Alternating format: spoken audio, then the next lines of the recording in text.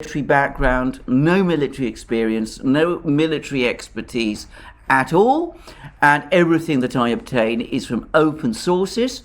So of course I can't fully corroborate the information that I'm obtaining, and moreover I'm not always perhaps the best person to assess what is happening. Nonetheless, we can, I think, get a fairly clear picture of what is going on.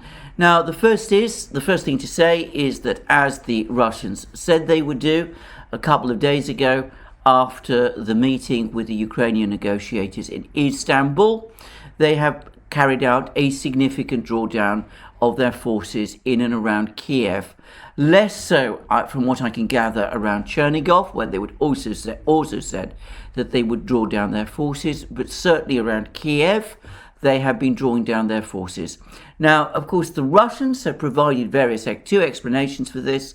The first explanation, which is the one given by the negotiators, was that it was a de-escalation measure in order to assist the negotiations to continue and to take away some of the pressure on the Ukrainian negotiators, some of whom are based in Kiev.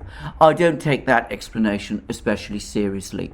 But the second explanation, which has been provided by the General Staff in Moscow, is that these forces that were sent to Kiev were never intended to storm the city. They were intended instead to tie down Ukrainian troops in and around Kiev and around other cities which had been similarly encircled or threatened by the Russian military, allowing the Russians to proceed with their primary task, which was to cut off the major Ukrainian force in Donbass, which is the prime target of their military operations. Now, I have said that this has been the case for some weeks, and I feel, given what the Russians are saying on the second point, vindicated by that. I ought to make it clear that when I say that I've been saying this for some weeks and that I feel vindicated, obviously and of course, I am basing it on the analytical assessments of others, many of whom are far more informed about military matters than I am.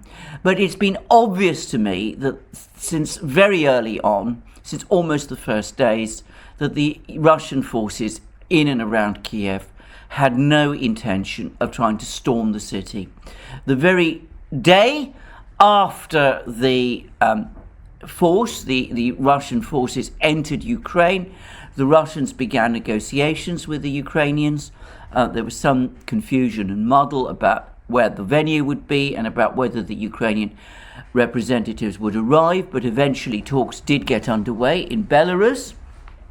And it always seemed to me to be inherently implausible that the Russians would want to invade and a capital and overthrow a government with which they were actively negotiating. And if you go back over my previous videos, you will see that that is exactly what I said. Moreover, if you actually track Russian public statements, you will find that Putin himself justified the decision to intervene in Ukraine as being in response to an urgent call for military help from the two breakaway republics of the Donbass, the Donetsk and Lugansk People's Republics, which claimed that they were under attack by the Ukrainians, and based on ODYSEE field reports, good cause. And he then gave an explanation of what Russian policy was on the 5th of March to a group of people from the airline industry, in which he said that the General Staff, the Russian General Staff, had advised that defending the two republics of the Donbass would not be possible if military activity were confined to the Donbass, because that would allow the Ukrainians to reinforce their forces in Donbass at leisure, and it would simply result in a perpetuation of the conflict and a congealing of front lines. And that, of course, was what the Russian military said last week what General Rudskoy of the General Staff said last week, and what part of what General Shoigu, the defense minister, also said when they collectively said that they would start to pull back some of their troops from the area around Kiev. And the fact that these statements are consistent with each other, that they are consistent both with Russian actions and with Russian statements going back to the start of the operation, seems to me to make it fairly clear, at least to me, that indeed it is the case that the Russians are pulling back some of their troops, though it seems not all of their troops, from the areas in and around Kiev, in order that they can now concentrate on the Donbass, where they appear to feel that the main Ukrainian forces, the major military army, which has been, as I again have been saying in program after program, the main target of their operations, that force has indeed been cut off from resupply from the rest of Ukraine. So that seems to me clearly the position. Now, I do understand that there's lots of people who want to argue otherwise, who want to argue that the Russians were fought to a standstill in and around Kiev, and that they were even pushed back in places. Well, people are free to say that and to discuss it in those terms, but it does seem to me that if they want to do that, then it is incumbent upon them to go back over all those earlier statements of those Russian officials, including what President Putin himself said on the 5th of March, and explain how what they are seeing in and around Kiev and what they are claiming about what is happening in and around Kiev is consistent with those earlier Russian statements, especially Putin's statement of the 5th of March. I've never seen that done. It's as if those previous statements made by the Russians, indeed made by President Putin himself, did not exist and had never been made, even though the record of them is there out in the open. And if people want to claim that there's been some great Ukrainian victory in and around Kiev, despite, as far as I can see, all the evidence pointing to the contrary, well, it seems to me that they need to explain, at least I think they need to explain, how that is consistent with what the Russians have been saying and what the Russians have been doing ever since the start of these operations, and in respect of what President Putin himself said at that meeting with the airline industry on the 5th of March. Anyway, that's all I'm going to say about this. It's clear that there's not been, at least not so far, a total pullback of all Russian forces from Kiev, and what some people are representing as Ukrainian advances seem to me simply a case of the Russians pulling out of particular towns and settlements, including the Chernobyl nuclear plant and the accompanying town of Slavutich, which, by the way, was only occupied by the Russians last week. They can... it seems to me, as I said, it's just a case of the Russians pulling out and the Ukrainians moving in. Now, what I find particularly odd about this is that these, I think, non-existent Ukrainian victories in and around Kiev have been happening at a time when the Ukrainians did carry out what was, in all respects, an extraordinarily successful and very daring military operation, and one which they could legitimately take bragging rights for, which was this airstrike on this Russian oil facility in the Russian town of Belgorod. Now, this appears to have been a remarkably well-executed operation, if you believe Russian accounts.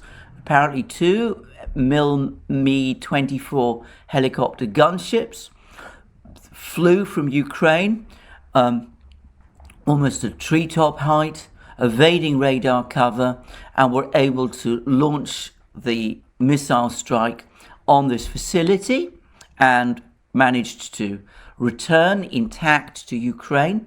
So it was an operation clearly carefully planned, extremely well organized, and carried out with great courage and skill. And maybe it doesn't make a huge dramatic difference to the outcome of the war, but it's the sort of thing which I would have thought a military would want to play up, because it shows the daring and skill of their pilots, and of course it's the kind of thing that raises morale. And bizarrely, very remarkably, and completely inexplicably to me, the Ukrainians have now turned round and saying that they have absolutely nothing to do with this operation, that the strike on the Belgorod facility was not carried out by them. They're not saying who it was who carried out the strike, but presumably it was either the Russians, or maybe there was some kind of an accident or something. But they are actually distancing themselves from it. They spent hours refusing to comment on what had happened, and then a few hours later, late in the evening on Friday, Danilov, the head of the Secretary of Ukraine's National Security and Defense Council, came out and published a straightforward denial, saying that the Ukrainians had absolutely nothing to do with this operation. Now, I have to say, I find this very strange, even if it was some kind of act by the Russians, some kind of act of negligence. I would have still thought that the Ukrainians, for morale reasons, if nothing else, would want to claim credit for it. And I'm really baffled as to what exactly was going on there. And it's been suggested, based on some comments that Dmitry Peskov, the President Putin's spokesman, said, that the Ukrainians were not happy, or at least the Ukrainian political leadership is not happy in some ways with this operation, because it somehow gets in the way of the progress of the negotiations with Russia. Now, again, I don't completely understand why that would be so. And for what it's worth, there was another virtual meeting yesterday between the Russian and Ukrainian negotiators. And the Russian chief negotiator, Vladimir Medinsky, said that on the issues of Crimea and Donbass, the Russian position remains unchanged. So it seems that the two sides are still far apart, and it's not at all clear to me what exactly is going on there. Now, this may be connected with another rather strange event, which is that at about roughly the same time, I'm not exactly sure of the exact sequence, Ukraine's President Zelensky sacked two senior Ukrainian military commanders, accusing them of treason. Now, he didn't say who these two commanders, both generals by the way, had committed treason with, but one of them, I noticed, is a very senior intelligence official. And again, I do wonder whether perhaps this had something to do with this helicopter raid. Now, I'm not sure, I'm just guessing here, but perhaps these negotiations with the Russians are progressing further and faster than we know.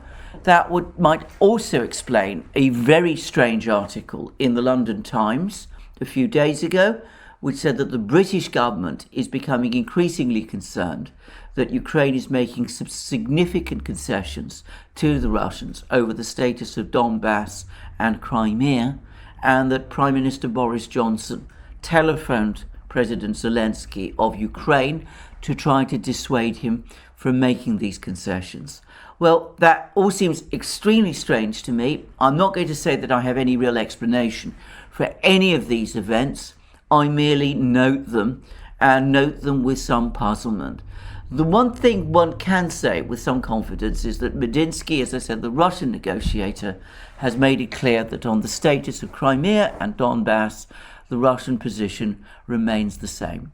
So we'll just have to wait and see what this all means and exactly why Ukraine is not giving itself credit for what seems to have been a spectacularly successful military operation.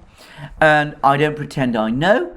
And even if it is the case that the Russians were annoyed about this and that this somehow unsettled the progress of the negotiations, again, I don't really see why. I don't see why the Russians would be dissuaded from negotiating from Ukraine by an airstrike like this, which spectacular and as it was, and extremely embarrassing for the Russians as it also was, doesn't ultimately change the state of military operations.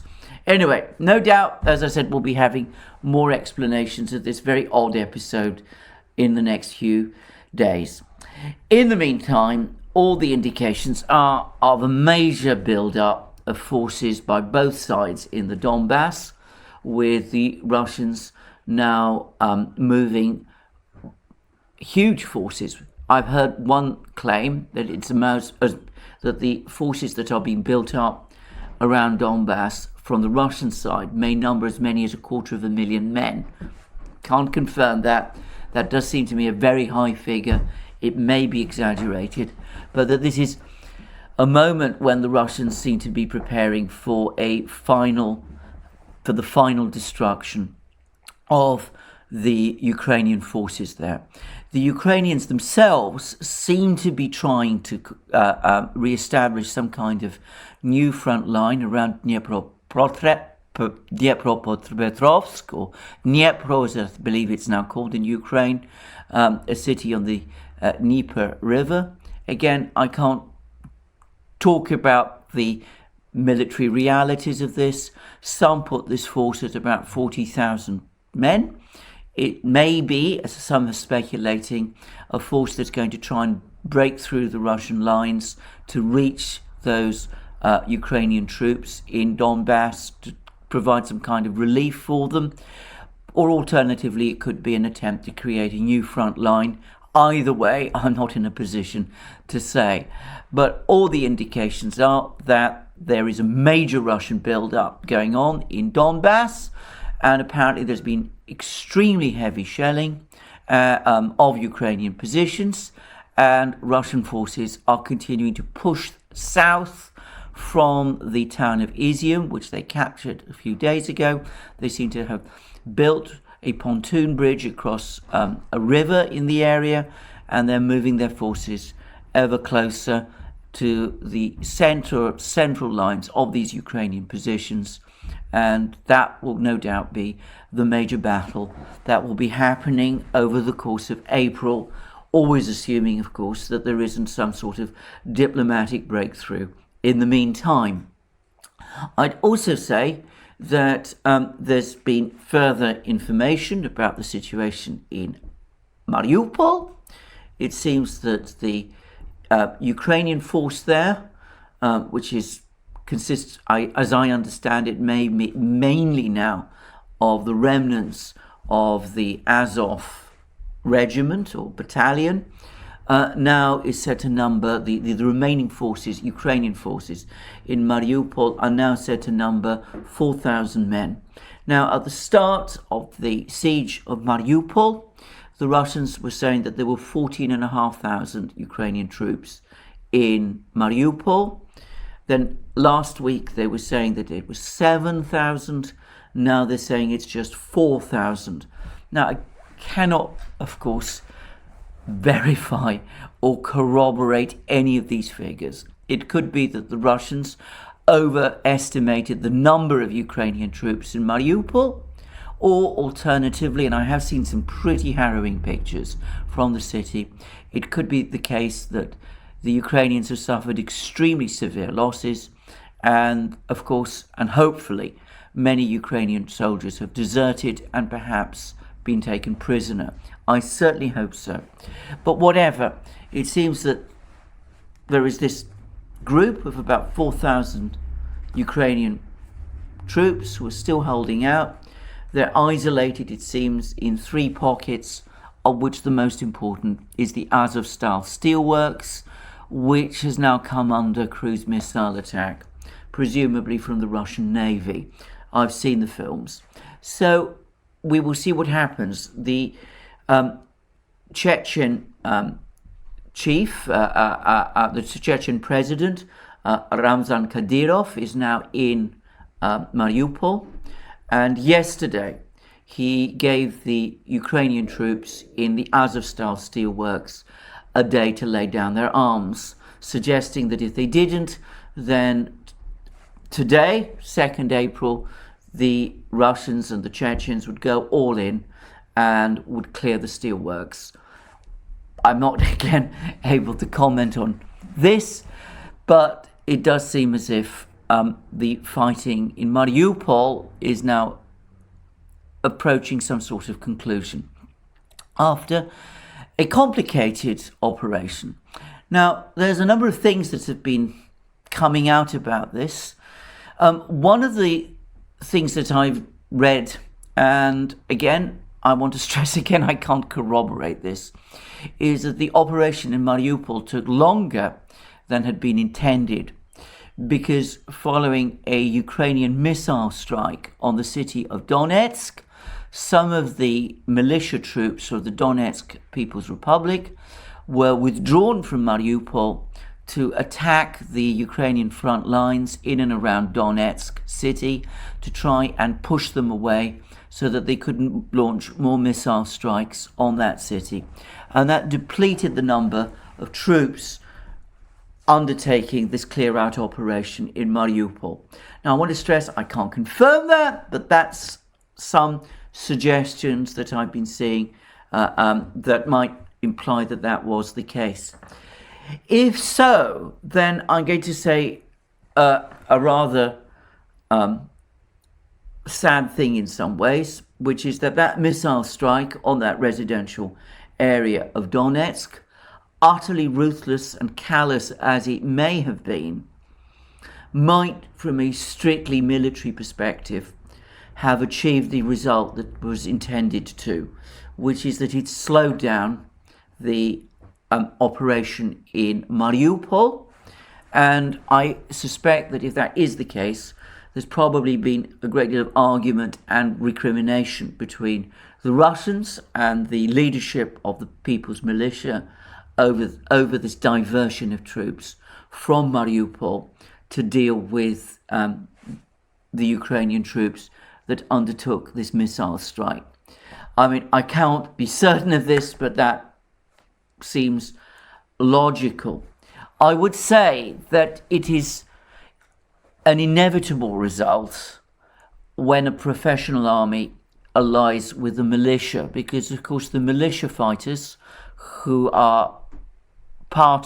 make up the militia of the Donetsk People's Republic are of course men who are, many of whom come from Donetsk and who have family there.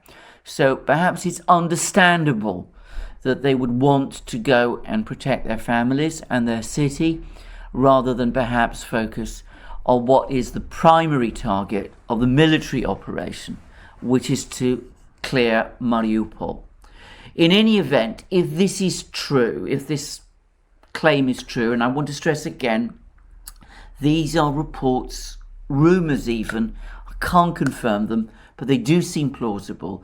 If it is true, then that missile strike did buy the Ukrainian defenders in Mariupol some more time, though ultimately I cannot see to what end, since they remain encircled, and it looks increasingly as if their end is now very much in sight.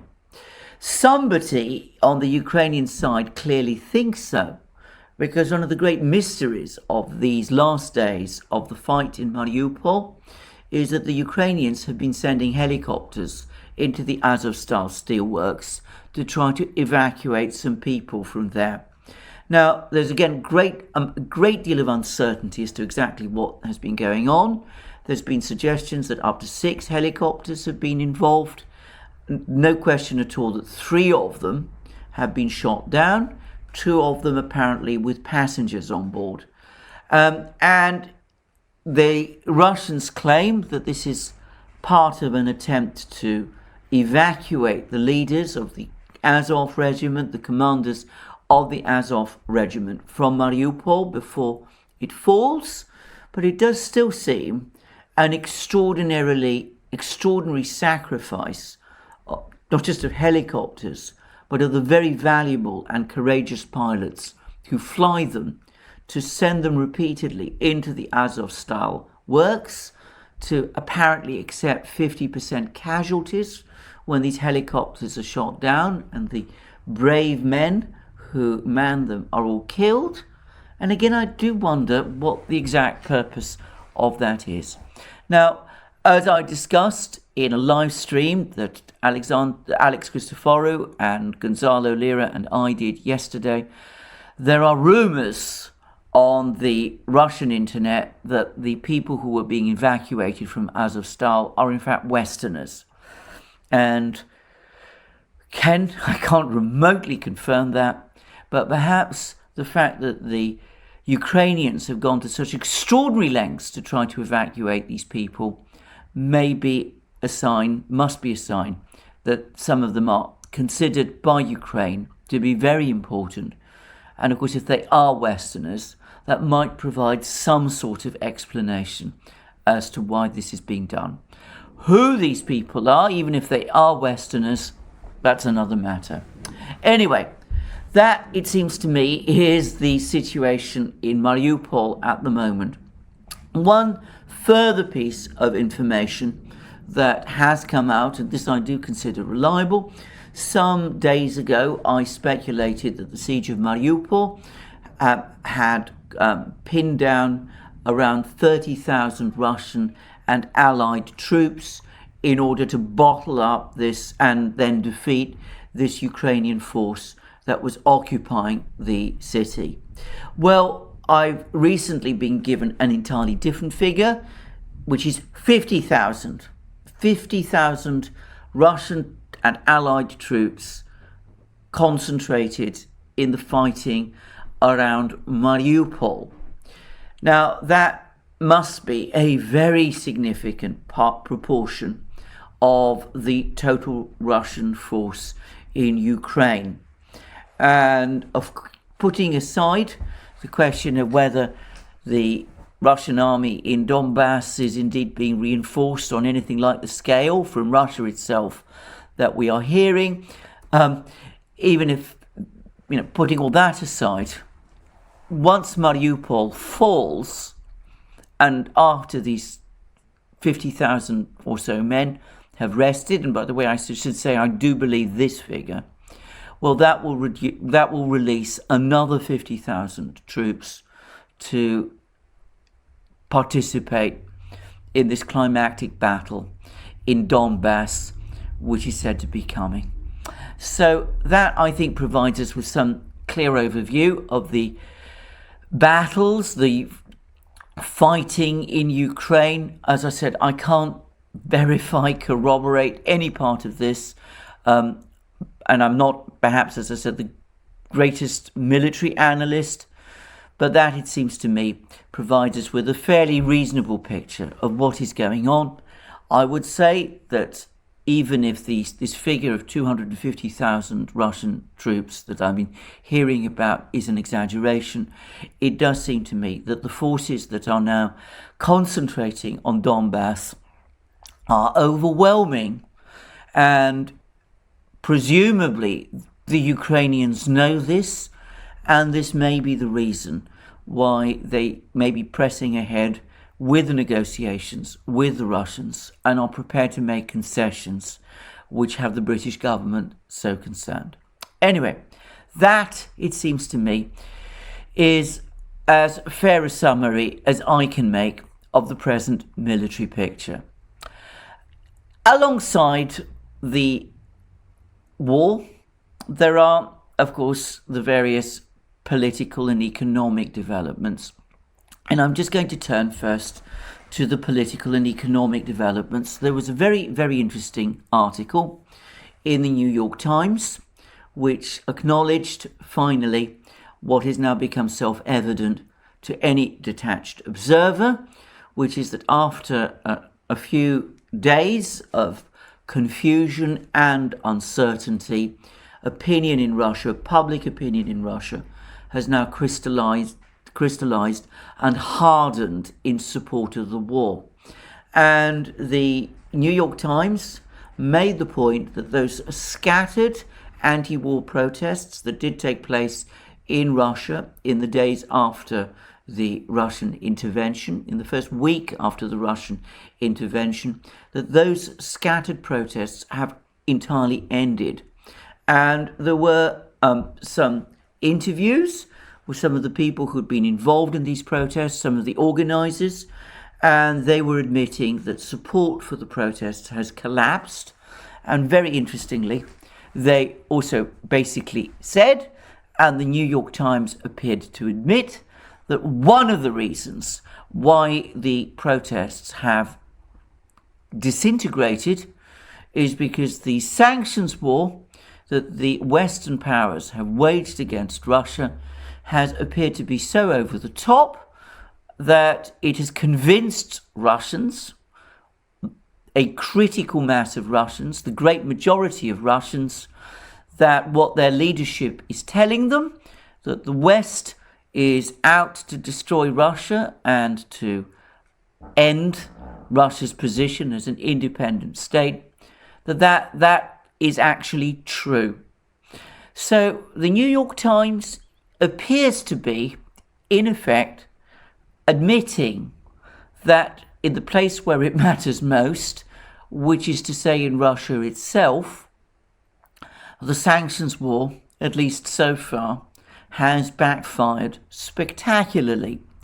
In the same article, the New York Times also referred to a public opinion poll carried out in Russia by the Levada polling agency. The Levada polling agency is the one which is treated as being most reliable by Western media because it's fundamentally, it's the people who operate it are fundamentally hostile to President Putin and his government. Well, Levada has admitted that President Putin's support now runs in Russia at 83%, double, if you like, more than double what President Biden's support in the United States does. Now, the New York Times, in fairness, does say that these are early days in the conflict. The full bite of the sanctions has not yet come. Perhaps in a few weeks or months, the mood in Russia may change. I think the opposite. I think that no doubt there will be some more difficult times in Russia, though it's now, I think, increasingly acknowledged that the total implosion of the Russian financial system and economy that some people in the West anticipated is not going to happen. But surely, certainly, there will be a recession, and certainly many people in Russia are going to suffer some hardship. But my own personal view is that it will not turn people against the Russian government. On the contrary, it will harden their antipathy, their antagonism towards the West, who they will blame for their problems. That, it seems to me, is the lesson of sanctions pretty much everywhere, and I see no reason to think that in Russia it will be any different. This has come along with a very interesting article in the Financial Times, and it reads that the title of which reads German industry sounds alarm over energy rationing plan. And the subtitle says supply crunch could devastate companies and cost economy tens of billions of rubles. And tens of billions of euros. I'm sorry, not rubles. And then it goes on to discuss in detail how large swathes of the German economy, particularly the chemical industry, the steel industry, all of these industries would be under enormous pressure if there was if the German government were indeed to move to rationing, and if Russia were indeed to cut off gas supply to Germany, and that the German economy would spiral into deep crisis.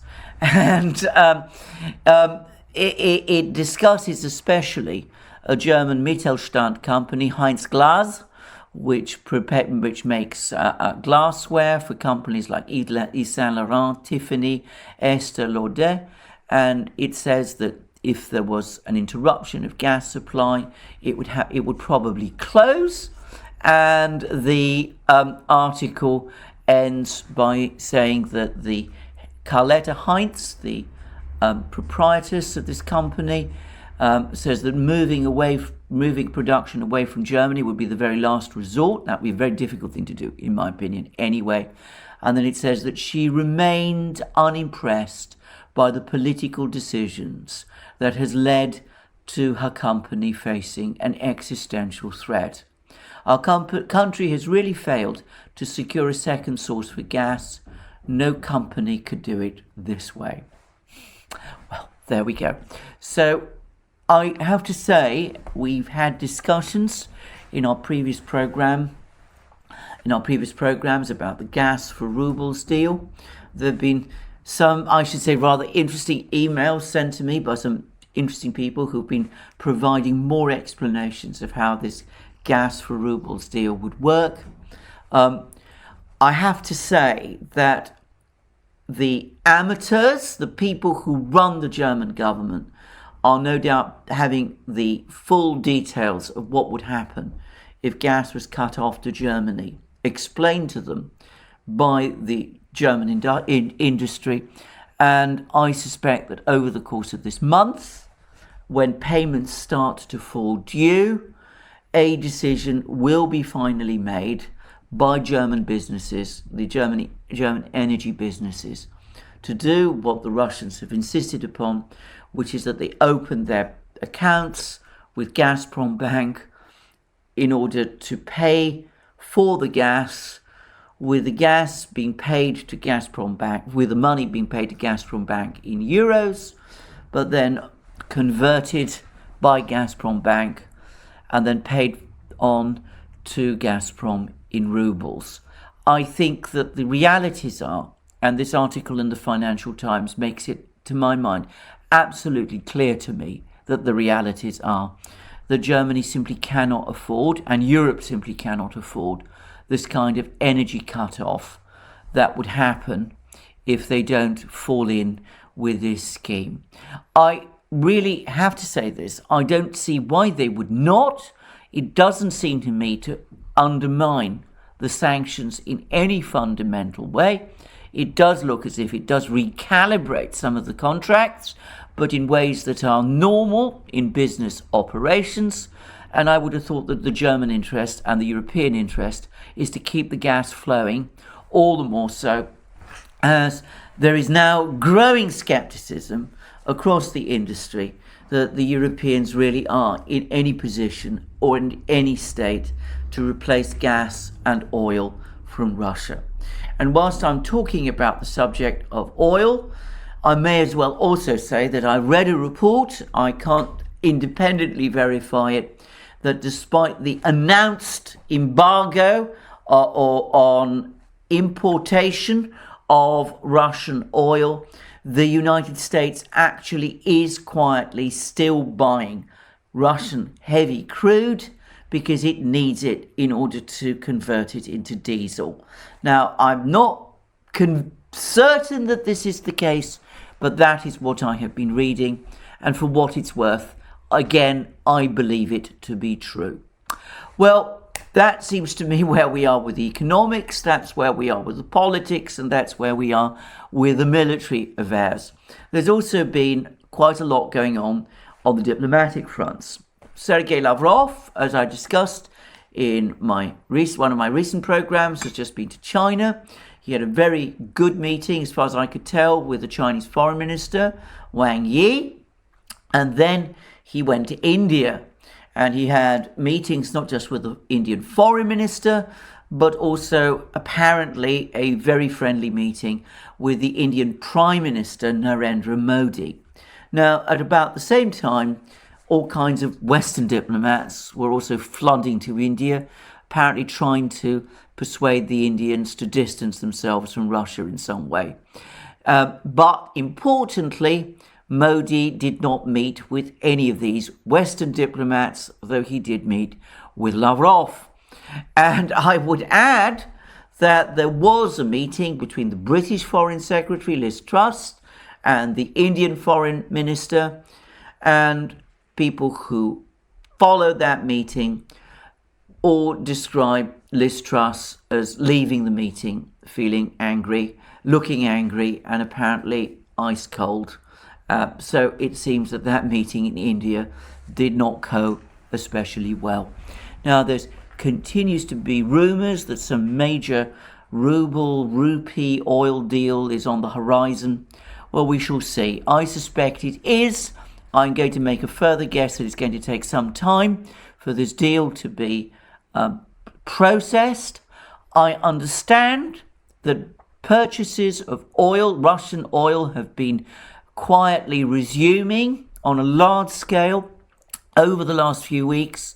Apparently, Russian oil sales in March actually exceeded Russian oil sales in March of 2021. I can't confirm that, by the way, but I suspect that the Russians are under less pressure than seen the case a few weeks ago to finalise this ruble deal with India. And I suspect India, for its part, is probably feels that this deal still needs some work. It looks like an extremely complicated deal to me.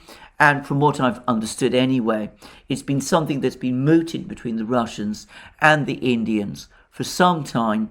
The Indians seem to be open to this idea and they seem to be moving forward with it. And perhaps the events in and around Ukraine have accelerated the momentum to finalise it. But I suspect still some work needs to be done. But anyway, on the substance, the Indian position on Ukraine clearly is not changing. Well, that is India. And of course, we had Lavrov's previous very, very friendly visit to China.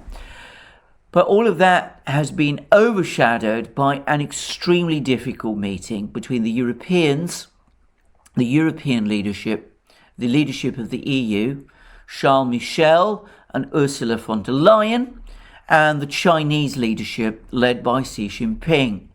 Now, that meeting clearly did not go well because the Europeans came to that meeting apparently determined to discuss Ukraine and in effect only Ukraine.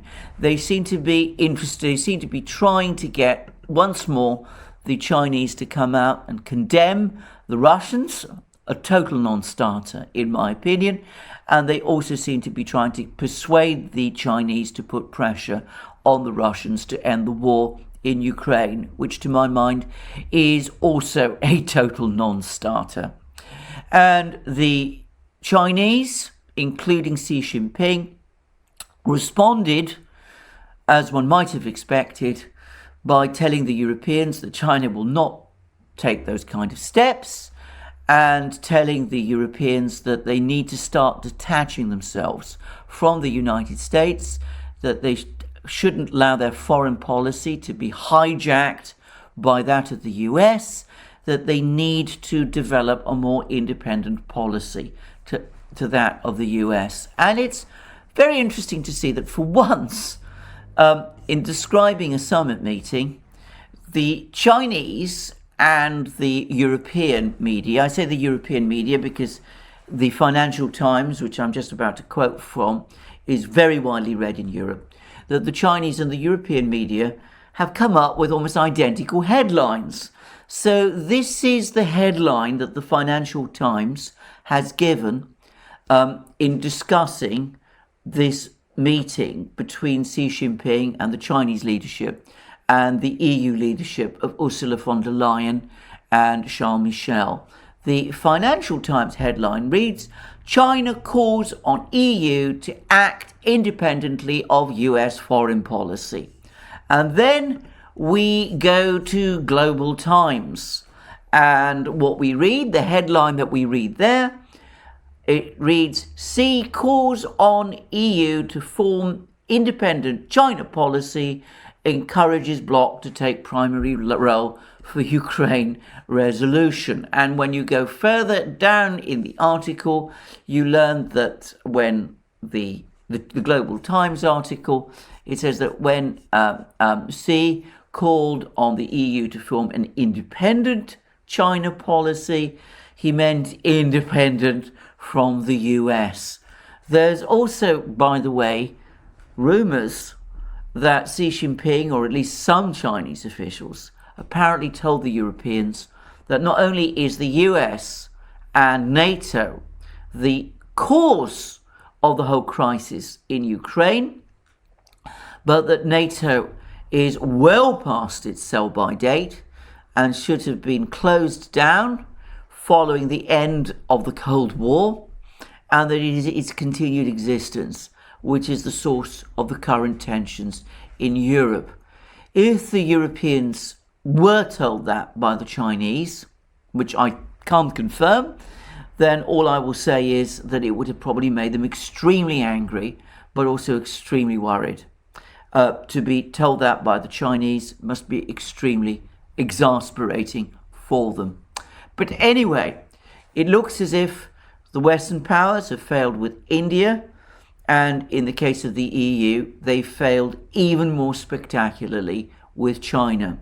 As various Russian commentators have been correctly pointing out, if you look at a map and you look at which countries have sanctioned Russia and which have not, it becomes immediately obvious that the sanctions which have been imposed on Russia are entirely by the Western powers, and that the rest of the world, every part of the world which is not aligned with the West, which is not part of the Western alliance system, every part of it has, every country in it has, to a greater or lesser extent, refused to participate in this sanctions war. The two exceptions are Turkey, which is a NATO state and therefore nominally an ally of the West, which has refused to impose sanctions on Russia, which has, in other words, gone against Western policy on this issue, and Singapore, which has imposed some sanctions on Russia, though it is an ASEAN state, but has done so apparently in a very unenthusiastic and somewhat ineffectual way. So there we are. There's been, in my opinion, I would just finish this somewhat long program in saying something of a change of mood. If you remember the situation a few weeks ago, it was all very fevered in the West. Let's talk about supplying Ukraine with fighter jets, MiG and Sukhoi fighter jets, of Polish forces entering Western Ukraine, NATO intervention forces entering Ukraine. All of that seems to have died down now.